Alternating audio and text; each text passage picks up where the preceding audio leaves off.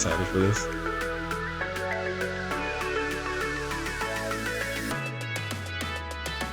Ladies and gentlemen, welcome to Open Dialogue, the #1 podcast based out of Utah Valley, a podcast dedicated to exploring religion, relationships, and reflections on the world and everything in between. Most importantly, promoting a no filter, safe, open discussion where every voice matters.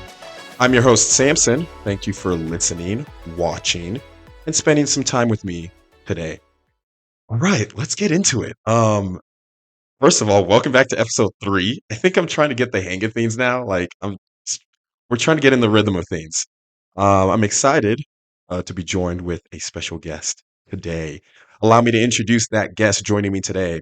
I met this man in my first year in Provo, Utah, and at the time we lived in the same apartment complex. Through the same group of friends, we grew closer and developed a lasting, close friendship. He is currently attending Utah Valley University and studying social work. He plays baseball and golf in his free time. Ladies and gentlemen, my friend and current neighbor, Riley Schneiter. What's up, bro? Dude, welcome, bro. I'm so happy to be here. How do you feel? You're on a podcast, bro. Oh, dude, it's wild.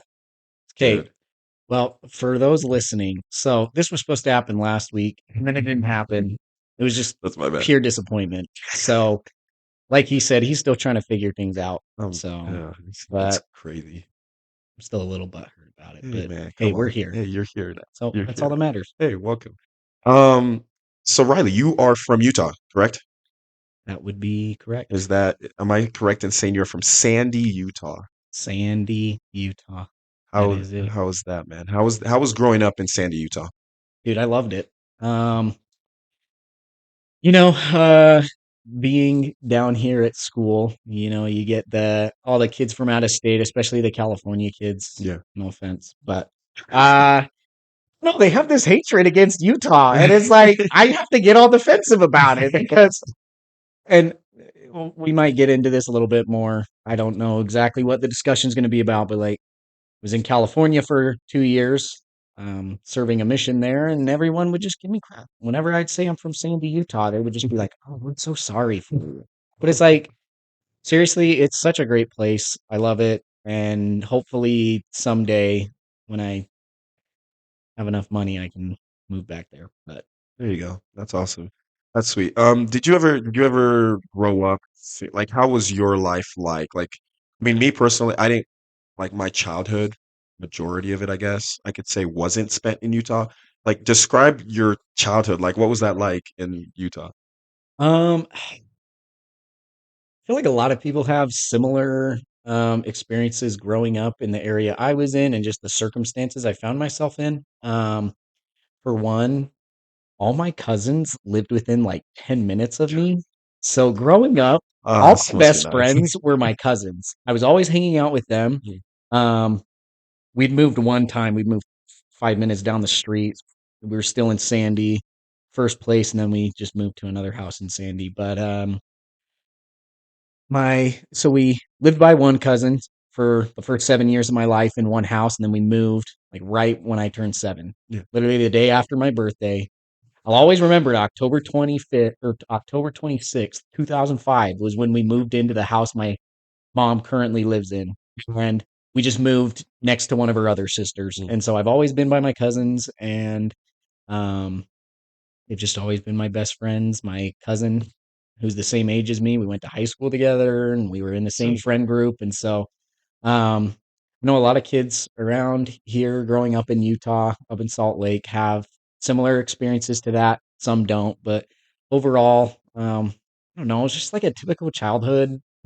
Hung out with all the kids in the neighborhood, played like night games and did stupid stuff, scraped our knees, had the cops called on us like wow. a few times, but you know, just a typical It's a childhood. typical childhood. That's awesome, man. That's sick. Um, and so you found your way down to Utah Valley University. Is there a reason like you chose to come down here for college or school? To make a pretty short story even shorter, Yeah.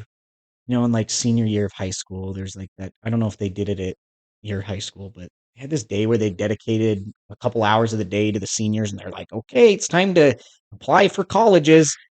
The whole time I was like, oh, well, I don't really care. I'm delaying college for 2 years. So I Yeah. applied to Slick Okay. and that was it. And then like 3 weeks into my mission, I had decided, yeah, there's no way I could, because the initial thought was, okay, go to Slick, just live at home, save money, and then after a couple years, like get my associates, go down to UVU or something like that. Yeah. But then it didn't take me long to realize there's no way I could live at home. Yeah. I love my mom because I live with my mom, and I love her to death, but and I have no issues like living with her, but I was just like, for my emotional and mental well-being, I need to be out of the house. Yeah. And so I That's was like, okay. understandable. So while I was on my mission, she applied to UVU for me, chose my major and everything. So I like didn't choose any of that. I was just like, hey, I just want to go to UVU, mom. And she was like, okay, I'll take care of it. Hey, Um, so that's kind of how I ended up here. cool. Awesome. That's sweet. And no offense, like parents, we love you. We appreciate everything you do for the first 18 years of our lives. But I definitely feel that. I feel like you hit 18. And for those who go on to serve LDS missions, like clearly when you come back, you want to be on your own. But like after those 18 years of just being on the same roof, I'm like, time for me to be independent, man. Time Yeah. for me to manage myself. So I completely get that. Yeah. But when as I like got to know you more, I realized how avid of a gym goer you are. Like like you live in the gym sometimes. I'm not gonna lie. Is that fair to say? Uh, yeah, I would say that's pretty fair to say. They're 4, 5, 6 days a week. It's just depending on the week and Yeah. what's going on in my life. But it all kind of started right after, serving that LDS mission, getting home, and I don't know what inspired me. I guess like my buddy. Honestly, it started because he had, had some jacked mission companions or Yeah, yeah. something, and they were like, "You need to get on this workout program." So my buddy spent like the $50 to buy the workout program. It Uh-huh. was like we were all going to UVU, me and my buddies, and so we just decided, "Okay, after class, we're gonna go. We're just gonna do this workout program."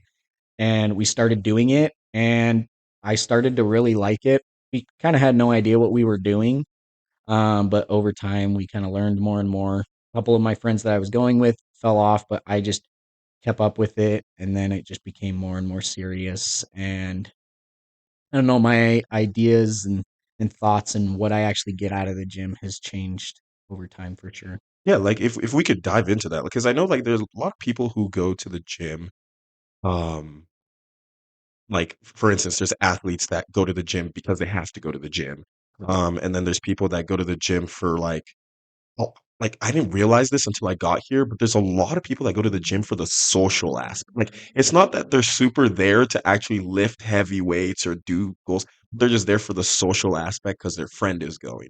What would you say, like, when you started versus now? Like, what is the gym for you? When I first started, I knew that I should probably be going to the gym, be healthy. Yeah. And a lot of it was also a social aspect, being with my buddies. Mhm.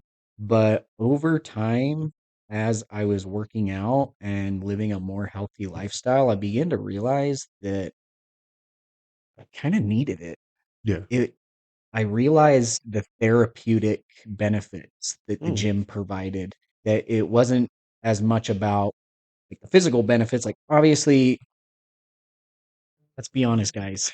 You go to the gym, a lot of it because you want to be aesthetically pleasing. And that's okay. That's It's totally fine. fine. To Yeah. have that as an initial reason to be going, I actually don't think there's anything wrong with that. I mean, for myself, even right now, like I still partially go because it's like, yeah, I want to look good. Yeah. Not just for other people, but for myself. Mm.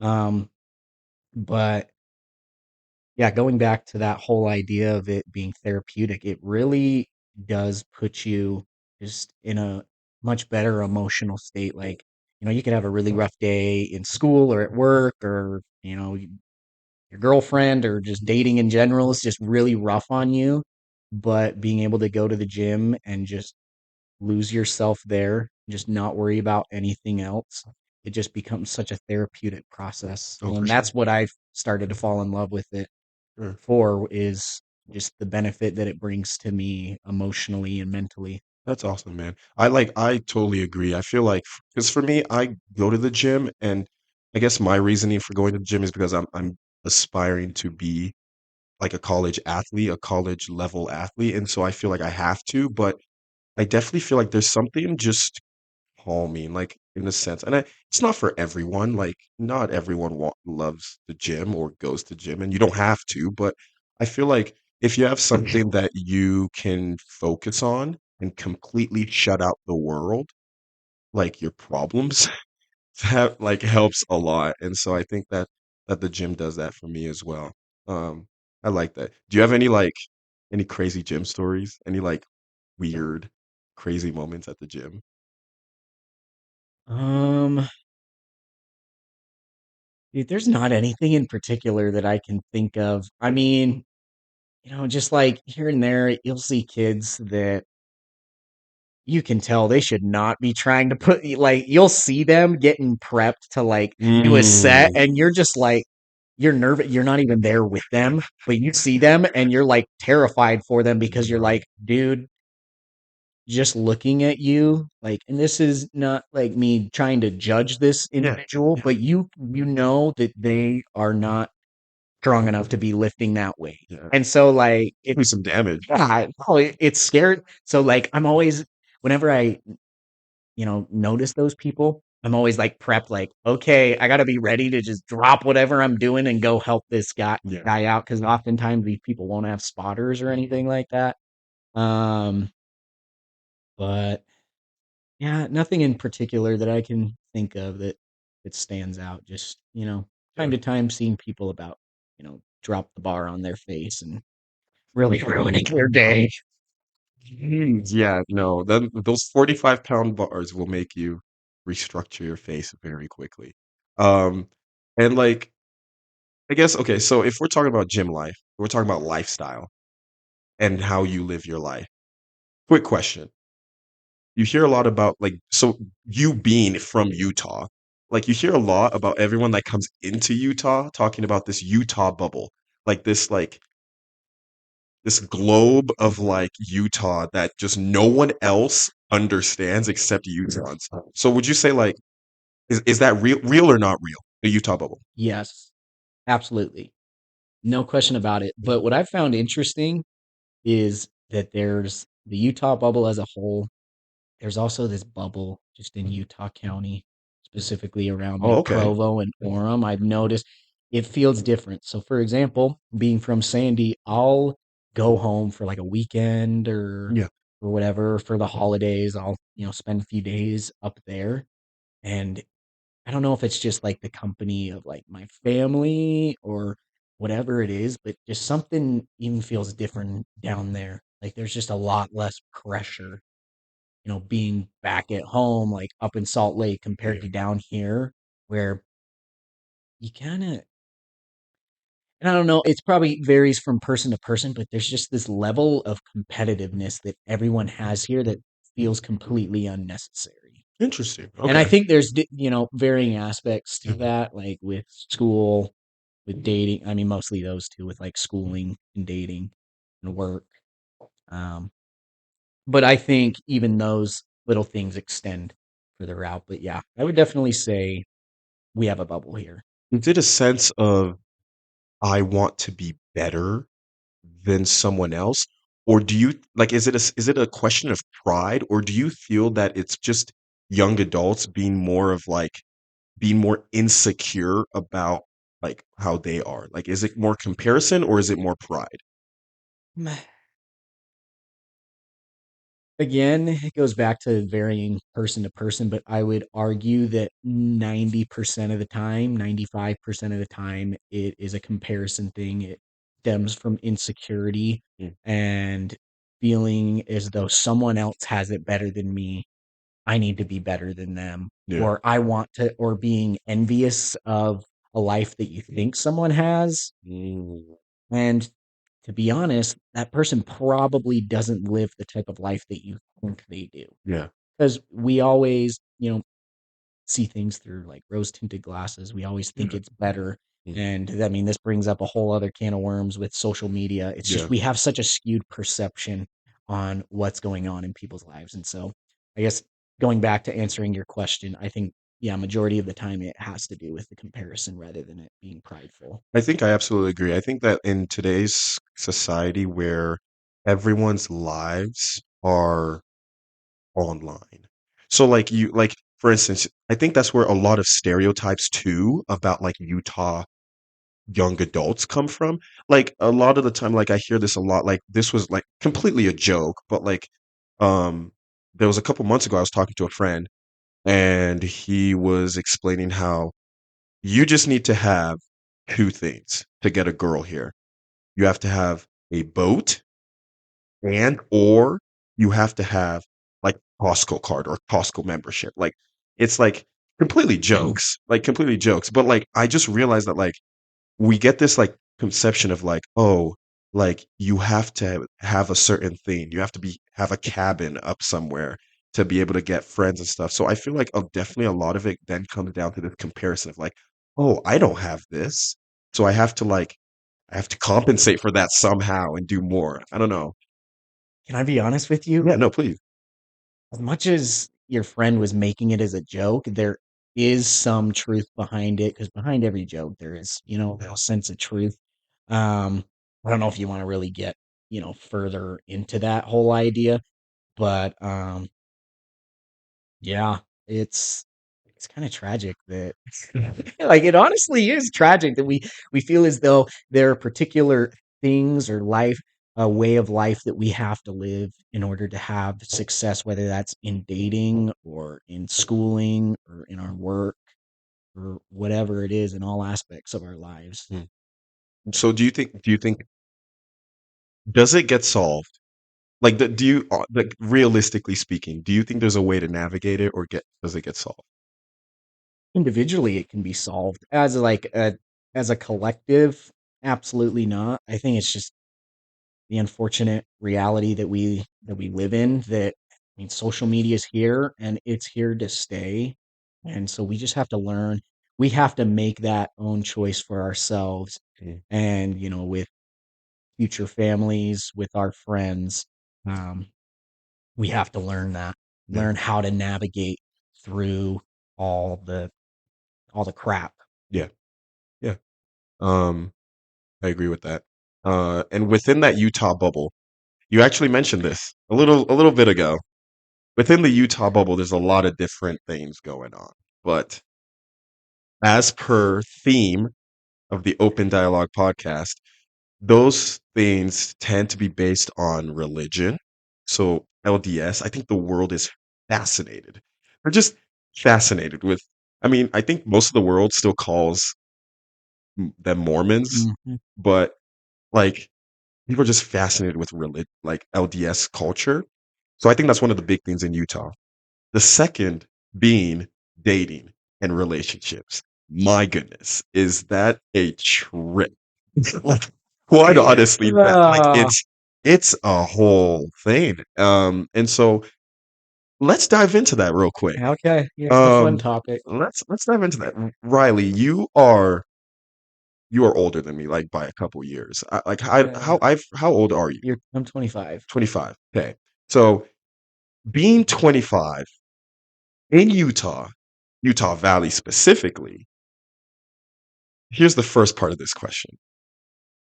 Being single at your age, what are your thoughts? Like, what, generally speaking, like, we'll get to you, but generally speaking about the Utah bubble of dating, what are some initial thoughts you have? Well, it's so interesting because even at my age, I'm considered one of the older Yeah, folks down here yeah, and not married, which is wild because outside of this bubble that we live in, and I mean, it extends outside of Utah, it's more of just like a church culture thing.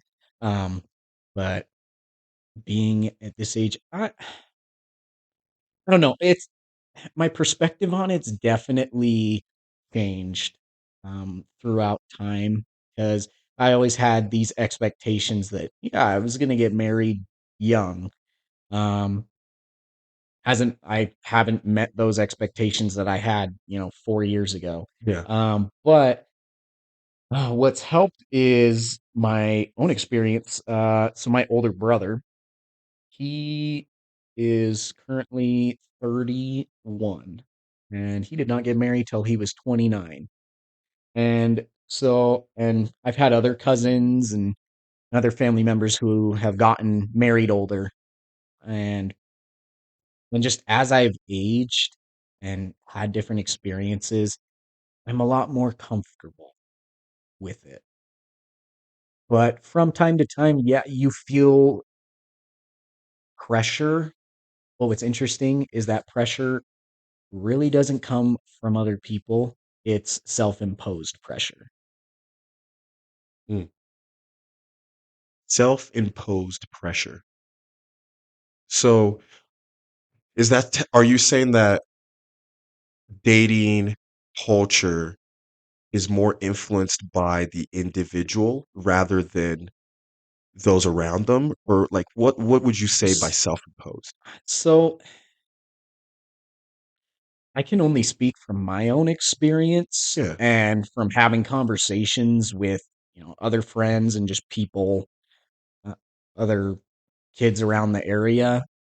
But I feel for the most part, the pressure isn't placed, by church leaders. It isn't placed by family members or by friends.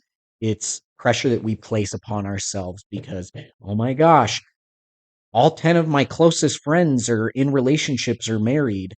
And, but again, going back to it, I think it varies person to person and the people you're surrounded by. Yeah. There, I think, are individuals who are unfortunately placed in circumstances where family or friends or church leaders are pressuring them, saying, wow, you're not married by this age. That's kind of disappointing. You need to get on that. Mm, mm. Do you think it's a lot? Because I found that so interesting, and I don't know if I can say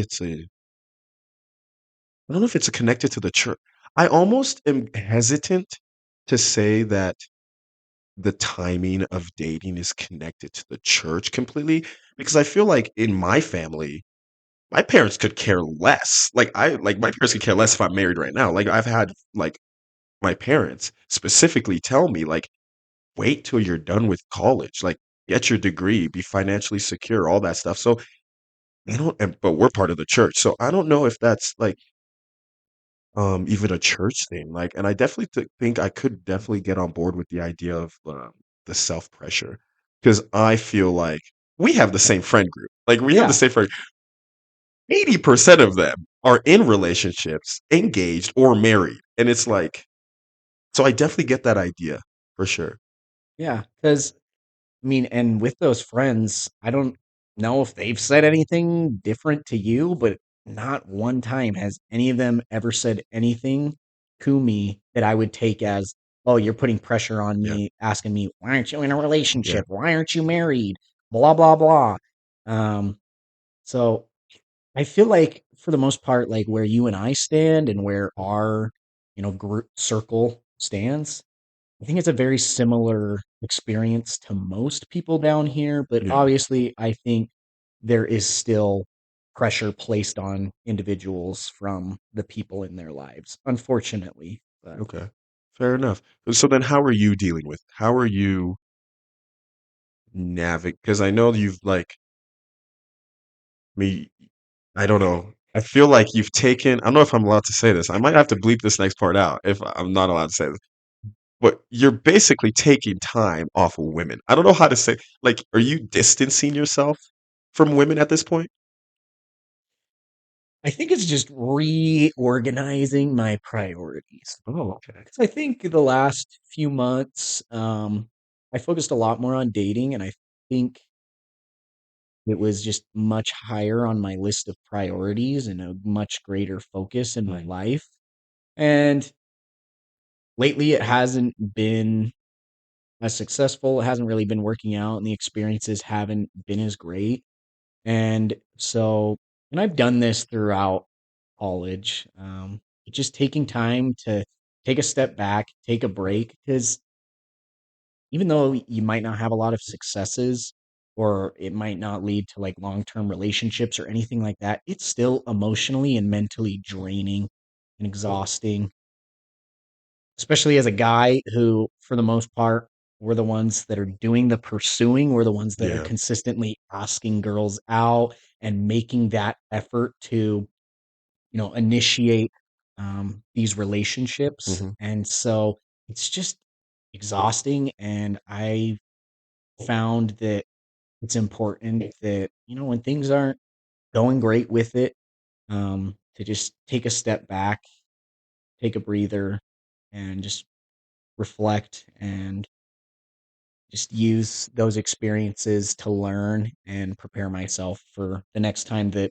I feel ready. And it's not to say that I'm like completely against going on dates right now, Yeah, but it's just not as much of an active pursuit, if that that's makes fair. sense. Like, of course, just in natural ways, if I'm meeting girls and I'm like, wow, like she seems great, and she's showing a lot of interest, then of course, like I'm gonna go on a date. Or if a buddy calls me up and says, hey, looking to do a double, this girl has a Yeah. friend, like let's go. Like, I'm not gonna say no, but um I guess just like taking a step back and just rearranging my priorities at the Yeah. time. I think that like, and something I'm starting to notice, like you're not old, Riley. You're not No, old. I'm sorry. Like I know, none of us are I old, know but like that's it's like I feel like the older you get, and this might contribute to why people do get married quickly or why people are able to move on with their lives so fluidly, is because quite honestly, it is a priority for most when like you're within the ages of 21 and 23. Like it usually becomes a priority. And then after that, like the longer you go, I almost feel like, and you just mentioned something about rearranging your priorities. I almost feel like the older you get and you're still like in that dating and single phase, it's like almost like that starts to slip from priority one to priority two to three, and it just starts to drop because then you have Mhm. other things. And so it like, is that good? Is that bad? Like what is I guess it depends on your circumstances. I mean, reality of it is we're not, even if we get married young, I mean, it's creating a lot of stress. And this is coming from conversations I've had with young married couples, particularly my close group of friends that I have. Mm. And when it's just like, the guys getting together, or, just me one on one with my buddies, like having lunch or dinner or whatever. And we'll have very frank discussions, and they always say they don't really go into like the specifics of like the um how do I put it? Like the struggles that come from being married so yeah, young, but they're just always telling, I'm thinking of me and my other buddy in particular. They're yeah, always telling us, dude, just enjoy being single, because they'll in some ways express wishes that they could have had experiences before they were married. And yeah, it's not to say they don't love their yeah, lives or they absolutely. don't love Please they don't love being don't married. cancel me. They Please don't don't love cancel being us. married, but there's just a sense of like being carefree that Yeah. comes with remaining single. Like, sure, we still have responsibilities. We still have responsibilities to work and to do Mm. well at work, just go to school and do well in school. But marriage is like a completely new ball game and a lot of new responsibilities. Fair. And most of us who are lucky to still have family support, a lot of us after we're married, dad, mom are just like, all right, cut off. You're on your own. Pay for your phone, pay for insurance, do all this. Yeah. And it just sounds so stressful. And so, I think no, like definitely, like there are some lessons. And again, married couples, we're not saying our married friends are telling us they hate each other. They love each other. They're happy. But like you have to realize every marriage has its struggles. And quite frankly, there are some lessons that are easier to learn as an individual versus when the consequences are now affecting you and another person.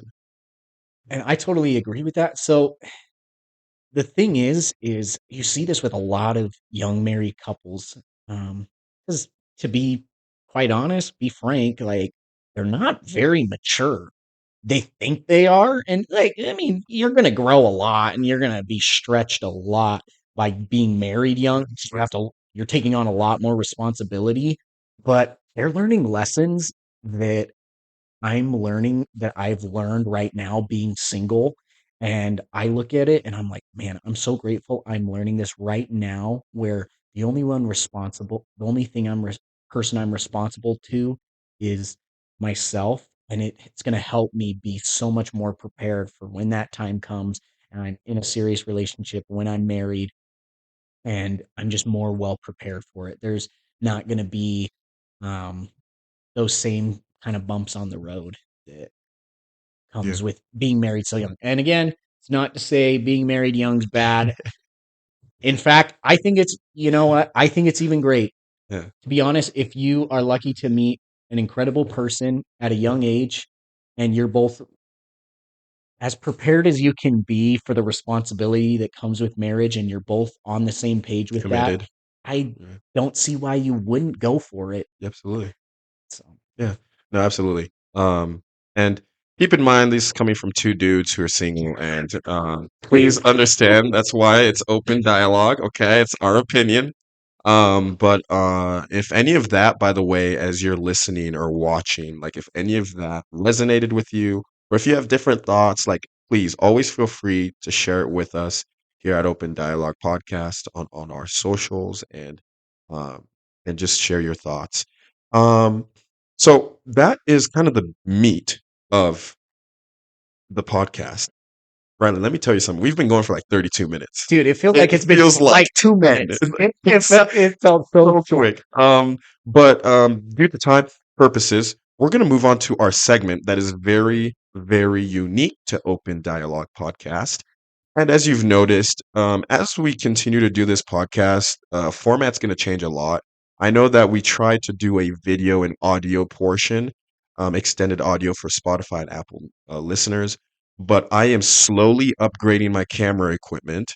So, like, the video quality is going to get better. And I think this episode will be entirely audio and video. So, there's no extended dialogue or anything.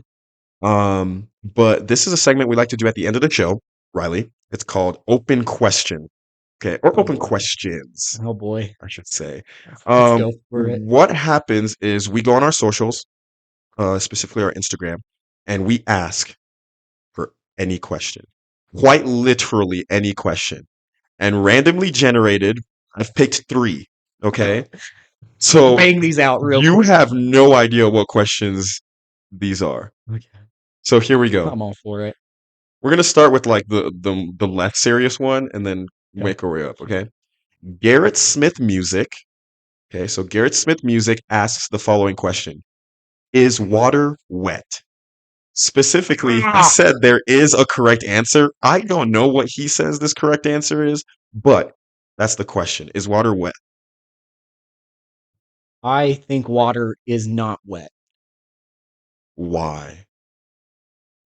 because water creates wetness. But you don't like it's so Intriguing. hard to put it into words. It's like no is I'm right and he's wrong. No, no, maybe he's correct. Garrett Smith Music. Garrett Smith music, give me the correct answer What and is please? give me an explanation as to why water is wet. That is, I've. It's like, is my hot dog a sandwich? Like those kind of questions. I'm just like, does Lightning McQueen have car insurance or life insurance? Like it's just, I don't know. You can make an I argument don't for know. both sides, to be honest. Okay, Riley says water is not wet. Cancel him, don't Wait, me. what do you think? Uh, Well, you gotta have an Is opinion. water wet? Wet is an adjective, which means it describes a noun. Now, water is a noun, but water in of itself cannot be like, for instance, I personally can see both sides, but for like my Hmm. For my personal view, okay, you cancel me for this. I personally think water is not wet.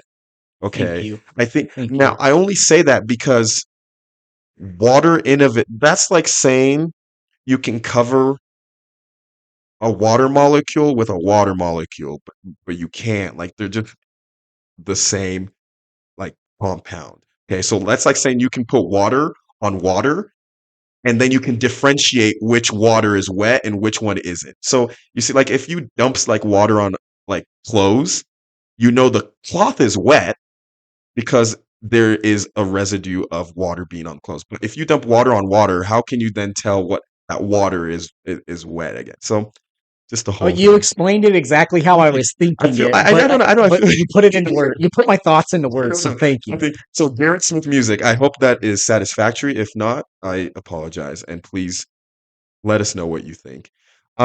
It's Abby May asked the question: what do you wish you had known 10 years ago? 10 years ago, I was What was that 10 years ago? 15. Yeah, that'd be right. I was 13. Yeah. Um, dude, being an adult kind of sucks. Like, I mean, like, I wish I appreciated my adolescence Facts. just so much Dude, more. that's so facts. Like, I think I was aware. I just didn't realize like just how difficult being an adult is. Like how much more added responsibility we have. It's And rough. that's not to say that I'm not willing to take on that responsibility. I understand it because it's just like it is what it is. The world is going to go on, and if I choose to not move along with it, then I'm just going to be stuck and be living miserable. Yeah. Um, so that's the one thing that I Hmm. think I would Interesting. want to go back. I think I would have been 13, which means I would have been maybe like starting middle school, seventh grade. Um, I think that I wish I knew how to go through school smarter.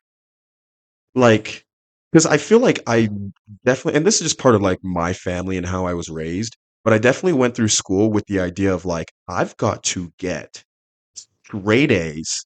I've got to get a perfect ACT score. I've got to do everything perfect to be able to go to a good school and get a good education and learn. Little did I know that there's a lot more to college than your grades. And so I definitely think that that's something I wish I'd known 10 years ago because then I feel like my high school experience, I would have been able to do so much more with street smarts, but also book smart. So there you go. Thank you for the question. It's Abby May. And then the last question that we have is by DJ underscore Chafshin. He says, if there were no countries or borders, would that be better or worse for the world? Now, are we just so how are we posing this question? As I if feel like like, right at this moment they just decided, okay, there's we are just the human race. Like there's no more countries, no more borders, no nothing. I mean, I didn't think he like specified, so I think I'm just gonna say like if like as like if we were to just say today, like this has nothing to do with government. So let's just assume government stays. So like France still has the like um I don't know what it's called. It's skipping my mind, but it's not like a democracy. But they have like like Europe still has the Yeah, parliament and stuff like that. yeah, We have yeah. so let's just assume that those stay, but like no longer is like US separated from Canada. Like it's just one landmass. And like Utah is no longer separated from Colorado or New Mexico. Um, Is that better or worse? I have such a pessimistic view on the human race, so I think it would just be pure pandemonium, and That's fair. uh, some of these leaders would turn into dictators, and there would be like someone that just decides, hey, world domination, Yeah. here we come. Yeah. Kim Jong Un, China, Putin. I don't know. I just think someone would just be like, all right, everything's fair game. Yeah, that's my thing. I feel like humans, we're just prone to be very attached to things that we own. And so I feel like if now this could be a different, I don't know if DJ, if this is like the same thing you were trying to ask, but all I'm saying is like if Utah was no longer separate from Colorado or from New Mexico or from Arizona, like if the world we were just one massive landmass, you have to now account for multiple governors, multiple mayors, multiple lieutenant governors. The U.S. and Canada now has to be like presidents and whatever, and so or queens, kings, and so I just don't think it would be very good for the world. Um, Now, I definitely could probably be underestimating humanity and our ability to work together, but like from what we see in the world today, I don't think it would work. But that's that's my thoughts on that one. But that being all the time that we have today, let's do a little wrap up. Um, we've just talked to Riley about a lot of things from growing up in Sandy, Utah, all the way to dating, and some key insights I just remember. You talked a lot about the gym being a therapeutic place, and something I enjoy that you said from that is that like again we kind of discussed you don't have to go to the gym, you really don't, but the lifestyle of being healthy, fit can be therapeutic. You don't have to be slinging weight like Riley. Let's be honest. If I go to the gym with Riley, I become Slender Man. I got no muscle at that point. But like it just you don't have to compare yourself with others. It's just a way for you to be fit and healthy. We talked about the Utah bubble. Very real. Very real. Um, and we talked to Riley. You mentioned a lot about comparison being the driving factor for the Utah bubble. And I 100% agree with that. And then we ended with self pressure in dating, which is a unique perspective that I enjoyed that you brought up because I've never really thought about the fact that, like, realistically speaking, your parents, your friends, like people can't technically pressure you to do anything. Like you technically they can say something, but if you then start thinking of, oh wow, they're right, like all my friends are engaged and I'm still single, like, oh my goodness, I have to date more or I don't have to date more. So those are some things and key points that I got. And we want to make sure I thank you. I thank you, Riley, Yeah, for coming hey, on the thank you podcast. for letting Dude, I me come on appreciate it. here. I I appreciate it. appreciate it. And so, if you enjoyed today's episode, please subscribe to Open Dialogue wherever you listen or watch this podcast. Your participation is crucial and it helps us connect with you and reach more listeners and viewers like you. If you want to be featured in our open questions segment, like Abby and DJ and Garrett were featured, please keep an eye out for our Instagram stories. We always have them up the day that we will be filming, and you can post your questions on there. Also, follow our page on Instagram for updates and sneak peeks of upcoming episodes. And don't forget to share our podcast with your family and your friends. Riley, any last things? Any last comments? No, not really. Stay in school, kids. Stay in school, kids, and find Jesus. That's all I can say. We love Jesus. Ladies and gentlemen, thank you so much. Remember, this has been Open Dialogue, the podcast where every voice matters. And until next time, keep the dialogue open. Appreciate y'all. Let's go!